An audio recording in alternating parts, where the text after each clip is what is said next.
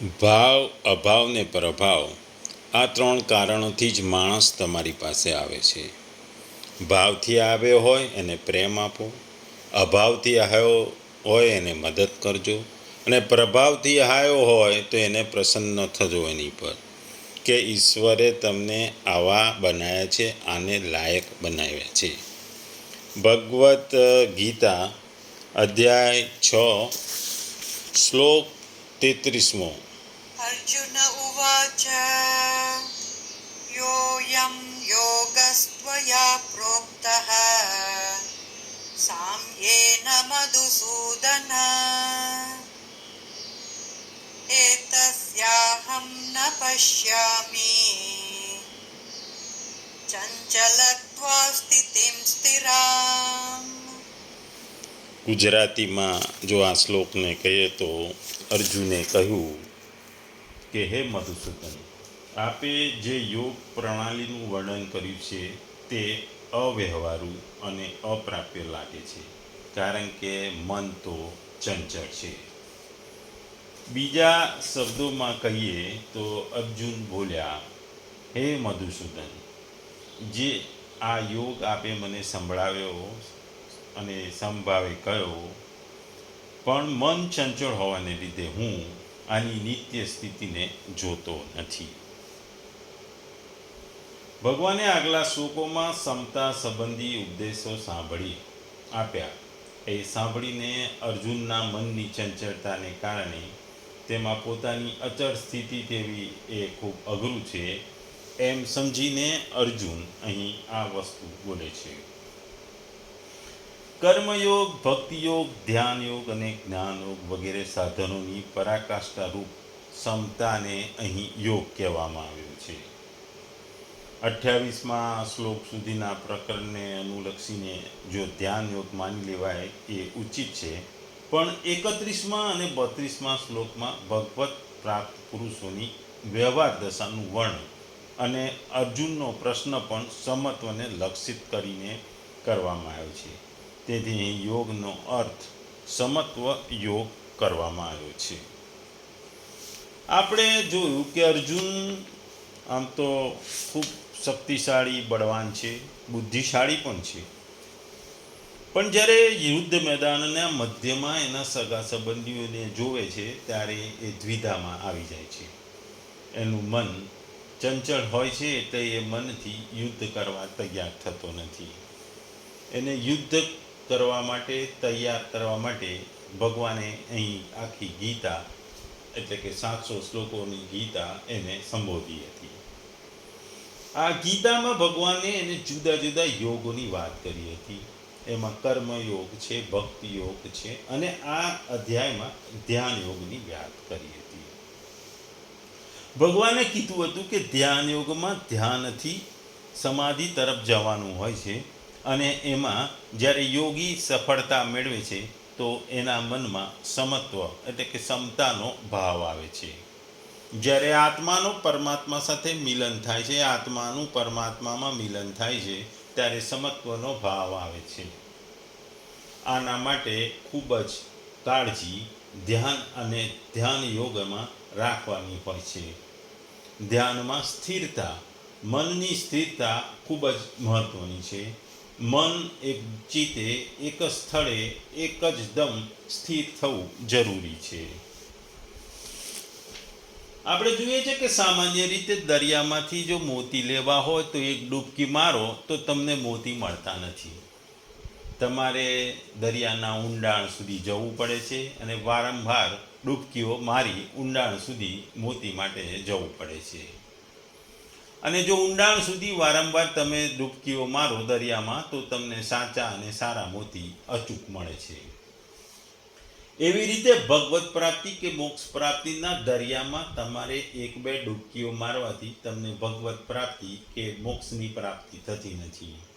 આના માટે તમારે વારંવાર પ્રયત્નો કરવા પડે છે, અને ભગવત પ્રાપ્તિના દરિયામાં જો તમારે મોક્ષની મોતી કે ભગવત પ્રાપ્તિનું મોતી જોતું હોય તો વારંવાર ડૂબકીઓ મારવી પડે છે. આ ભગવત પ્રાપ્તિ માટે તમારે જાત જાતના યોગો અને જે યોગોમાં આપે છે એને પરિપૂર્ણ કરવા પડે છે, એની અંતિમ સ્થિતિમાં પહોંચવું પડે છે. મનુષ્યના કલ્યાણ માટે ભગવાને ગીતામાં ખાસ બતાવી કે સાંસારિક પદાર્થોની પ્રાપ્તિ અપ્રાપ્તિમાં ચિત્તમાં ક્ષમતા રહેવી જોઈએ. આ ક્ષમતાથી જ મનુષ્યનું સારું કલ્યાણ થાય છે. અર્જુન પાપથી ડરતો હતો. એમણે એના માટે ભગવાને કહ્યું કે જય પરાજય, લાભ હાનિ અને સુખ દુઃખને સમાન સમજી તું યુદ્ધ કર. તને અહીં આ ધર્મનું યુદ્ધ હોવાનું, અને બીજું ક્ષત્રિય તરીકે તારો ધર્મ હોવાથી તને અહીં પાપ લાગશે નહીં. દુનિયામાં આમ તો પાપ થતા રહે છે, પરંતુ તે પાપ આપણને લાગતા નથી કેમ કે આ પાપોમાં આપણી વિષમ બુદ્ધિ નથી થતી, પરંતુ સમબુદ્ધિ રહે છે. એવી જ રીતે સમબુદ્ધિપૂર્વક સાંસારિક કામો કરવાથી કર્મબંધન નથી થતું. આજ ભાવથી ભગવાને આ અધ્યાયના આરંભમાં કહ્યું કે જે કર્મફળનો આશરો ન લઈને કર્તવ્ય કરે છે તે સંન્યાસી યોગી છે. આ જ કર્મફળના ત્યાગની સિદ્ધિને ભગવાને સમતા તરીકે ઓળખાવી છે. ધ્યાન યોગમાં પણ ભગવાને સમતાની વાત કરી છે, કર્મયોગમાં પણ ભગવાને સમતાની વાત કરી છે. આ સમતાની પ્રાપ્તિને માટે ભગવાને 10મા શ્લોકથી 32મા શ્લોક સુધી ધ્યાન યોગનું વર્ણન કર્યું છે. આ ધ્યાન યોગના વર્ણનનું લક્ષ્ય કરીને અર્જુન અહીં પોતાની માન્યતા પ્રગટ કરે છે. અહીં અર્જુન જે પોતાની ઈચ્છા છે, મનમાં જે પ્રશ્નો ઉભરે છે, જે માન્યતા છે, એ ભગવાનને કહે છે. અત્યાર સુધી અર્જુને જ્યારે એને દ્વિધાઓ થઈ છે, જ્યારે એના મનમાં શંકાઓ થાય છે, ત્યારે એમણે સામેથી ભગવાનને પ્રશ્નો કર્યા છે. આ ગુરુ શિષ્યની એક રીત છે, અને એ રીત પ્રમાણે ભગવાન કૃષ્ણ અર્જુન પોતાનો મિત્ર હોવા છતાં પણ એને અહીં ગીતાનું જ્ઞાન આપતા હતા. અને જ્યારે જ્ઞાન લેતા અર્જુનને ક્વેશ્ચનો એટલે કે મનમાં દ્વિધાઓ ઉત્પન્ન થતી, ત્યારે સામે એ ભગવાનને પ્રશ્નો કરતા હતા. અહીં ભગવાનને એને પ્રશ્નો કરતાનું કારણ એ છે કારણ કે 32મા શ્લોકમાં ધ્યાન યોગ દ્વારા સિદ્ધ પુરુષોને થાય છે, અને આ સિદ્ધ પુરુષની ક્ષમતા આપમેળે હોય છે. એટલા માટે અહીં ય પદ્ધતિ આ પ્રકરણના પહેલા કહેતા યોગ ક્ષમતાનો સંકેત છે, અને અયમ પથી 10મા શ્લોકથી 28મા શ્લોક સુધી કહેલા ધ્યાન યોગનો એક સંકેત છે. આ પદોથી અર્જુનને આશય માલુમ પડે છે કે કર્મયોગથી તો ક્ષમતાની પ્રાપ્તિ કરવી સરળ છે, પરંતુ અહીં જે ભગવાને આ અધ્યાયમાં ધ્યાન યોગની વાત કરી છે, એમાં ક્ષમતાની પણ પ્રાપ્તિ બતાવી છે, જે ખૂબ જ કઠિન છે. મનની ચંચળતાને કારણે એ ધ્યાનમાં સ્થિર સ્થિતિ રહે એ મનને ઘણી કઠિન છે, અને એ અર્જુનને આ મનની ચંચળતાને કંટ્રોલમાં કરવી, કાબૂમાં રાખવી એ ખૂબ જ અઘરું લાગે છે. તાત્પર્ય એ છે કે જ્યાં સુધી મનની ચંચળતા જો દૂર ન થાય ત્યાં સુધી ધ્યાન યોગની સિદ્ધિ ના થાય, અને આ ધ્યાન યોગની સિદ્ધિ વિના સમતાની પ્રાપ્તિ ના થાય. ટૂંકમાં અર્જુન કહે છે કે અહીં જે સમતાની વાત છે, જે સમત્વની વાત છે, એ પ્રાપ્ત કરવા માટે ખૂબ જ અઘરું છે, કારણ કે એ સમત્વ કે ક્ષમતા પ્રાપ્ત કરવા માટે મનને કાબૂમાં લેવું પડે છે. મન બાળકના જેવું ચંચળ છે. જેમ બાળક આમથી તેમ ભટકતું હોય કે રમતું હોય, એ રીતે પણ મન પણ સંસારની માયાઓમાં અહીંથી ત્યાં ભટકતું હોય છે. આપણે જોતા હોય છે કે સામાન્ય રીતે મનુષ્ય અત્યારના સાંસારિક જીવનમાં મનની એટલી બધી ચંચળતા હોય છે, એ આમ ભૌતિક સુખો માટે આમથી તેમ ભટકતો રહે છે, અને જાતના અખતરાઓ કરતો રહે છે. આજના કળિયુગમાં કોઈ વ્યક્તિ ઘર છોડીને તપ કરવા કે જપ કરવા એ જંગલમાં કે નદી કિનારે કે દરિયા કિનારે જતો હોય એવું બહુ સાંભળવામાં આવતું નથી, કારણ કે આ કળિયુગ છે. ભગવાન અહીં એ જ વસ્તુ કહે છે. અર્જુન ભગવાનને એ જ પૂછે છે કે હું ભલે શક્તિશાળી હું, હું યોદ્ધા હું, ક્ષત્રિય છું, હું ઘણા સદ્ગુણો ધરાવું છું, પરંતુ જે તે તમે ક્ષમતાની વાત કરી છે એ ક્ષમતાનું મુખ્ય કારણ મનની પર કાબૂ છે. મનની ચંચળતાને કાબૂમાં કરીને ક્ષમતા પ્રાપ્ત થાય છે, જે મારા જેવા વ્યક્તિ માટે ખૂબ જ અઘરી છે.